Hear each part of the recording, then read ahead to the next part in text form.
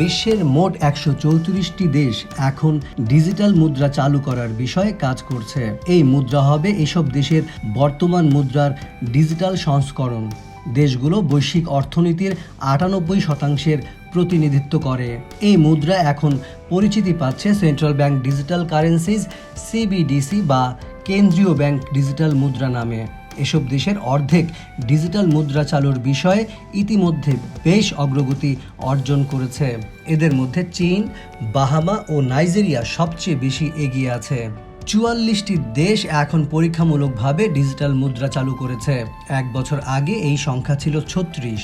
বিশ্বের বিভিন্ন দেশের কর্তৃপক্ষ চাইছে কাগজে মুদ্রার ব্যবহার কমে যাওয়া ও বিটকয়েনের মতো মুদ্রার পক্ষ থেকে আসা হুমকির পরিপ্রেক্ষিতে ডিজিটাল মুদ্রার ব্যবহার বাড়াতে। চলতি বছরে ডিজিটাল মুদ্রা নিয়ে অন্যতম বড় অগ্রগতি হল বাহামা, জামাইকা ও নাইজেরিয়ায় এর ব্যবহার উল্লেখযোগ্য পরিমাণে বৃদ্ধি পায়। অনেক দেশ ডিজিটাল মুদ্রা নিয়ে পরীক্ষা নিরীক্ষা করলেও শুধু এই 3 দেশে এখন পর্যন্ত তা পুরোদমে চালু হয়েছে। ডিজিটাল মুদ্রা নিয়ে সবচেয়ে বড় পরীক্ষা নিরীক্ষা হচ্ছে চীনে।